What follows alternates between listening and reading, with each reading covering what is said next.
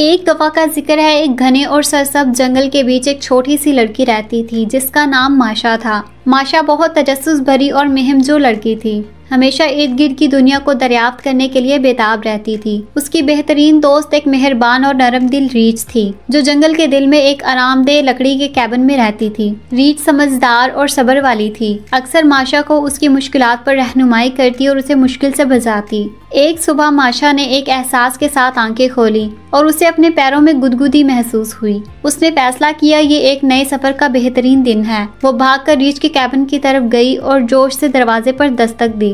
Reach आइए एक महम पर चलें, माशा ने जोश से कहा। जब रीच ने दरवाजा खोला अभी भी वो कुछ नींद में थी। रीच ने जमाई ली और अपनी टांगे खींची। गुड मॉर्निंग माशा, आज आप किस किस्म की महमजोई पर जाना चाहती हैं? माशा की आंखें शरीर चमक से भरी हुई थी। मैंने परिंदों से सुना है कि जंगल के बीच में एक छुपा हुआ बाग है जिसमें सबसे खूबसूरत फूल और चमकदार नदियां हैं। आइए ना उसे ढूंढते हैं। रीच ने माशा की बेहद जोशो खरोश पर मुस्कुरा दिया। ठीक है माशा, लेकिन हमें एहतियात से चलना होगा और एक दूसरे के साथ रहना होगा। जंगल को अबूर करना मुश्किल हो सकता है। माशा ने जोश से सर हिलाया और दोनों दोस्त अपने सफर पर रवाना हो गई। उन्होंने घने दरख्तों के बीच चलना शुरू किया, परिंदों के मीठे गीतों और हल्की हवा में पत्तों की सरसराहट को सुनते हुए। रास्ते में उन्हें मुख्तलिफ जंगली जानवर मिले जिन्होंने उनका इस्तकबाल किया। कुछ देर बाद माशा ने एक तंग रास्ता देखा जो मरकजी पगडंडी से हटकर जा रहा था। रीच देखो, आइए देखते हैं ये रास्ता कहाँ जाता है। रीच ने एक लम्हे के लिए हिचकिचाहट की, फिर मान गई। ठीक है माशा, लेकिन हमें मोहतात रहना होगा।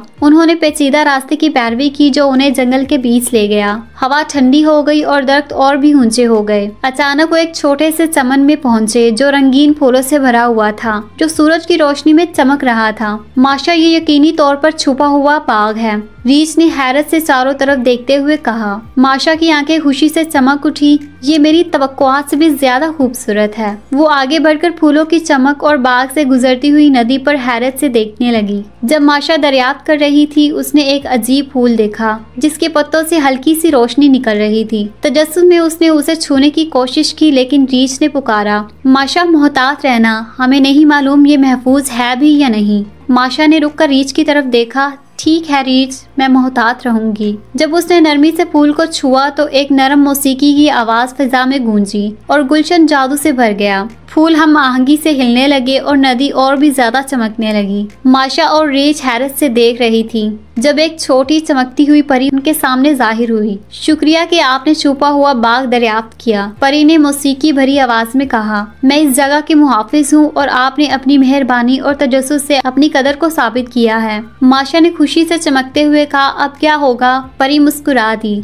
बतौर इनाम मैं आपकी एक ख्वाहिश पूरी करूंगी। आप क्या चाहती हैं? माशा ने एक लम्हे के लिए सोचा, फिर रीच की तरफ देखा। मैं चाहती हूँ कि हम हमेशा साथ रहें और जंगल और उसकी मखलूकात की मदद करें जब भी हम कर सकें। परी ने इत्मीनान से सर हिलाया। एक अक्लमंद और बेगर्ज ख्वाहिश है ये। आपकी मेहमात में हमेशा हैरत से भरी होंगी और आप हमेशा इस जंगल की हिफाजत करेंगी। अपने छोटे हाथ के इशारे से परी गायब हो गई और बाग दोबारा अपने पुरअमन हालत में आ गया। माशा और रीच ने एक दूसरे की तरफ देखा। उनके दिल खुशी और नए जोश से भर गए। जब वो रीच के कैबिन की तरफ वापस जा रहे थे, माशा अपने मुस्तकबिल की मेहमात और रास्ते में बनने वाले दोस्तों के बारे में बात करने से नहीं रुक रही थी। रीच मुस्कुराते हुए खुश थी कि उसकी चंचल छोटी दोस्त के साथ ये लम्हा गुजार रही है और इस तरह माशा और रीच ने अपनी मेहमात जारी रखी, जंगल को दरियाफ्त किया और उसके बहुत से राजों को जाना, हमेशा एक दूसरे के लिए मोहब्बत और अपने जादुई घर की हिफाजत के अहद के साथ। उम्मीद है ये कहानी आपको पसंद आई होगी। मजीद ऐसी इंटरेस्टिंग कहानियों के लिए मेरे चैनल को सब्सक्राइब करें। शुक्रिया। अल्लाह हाफिज।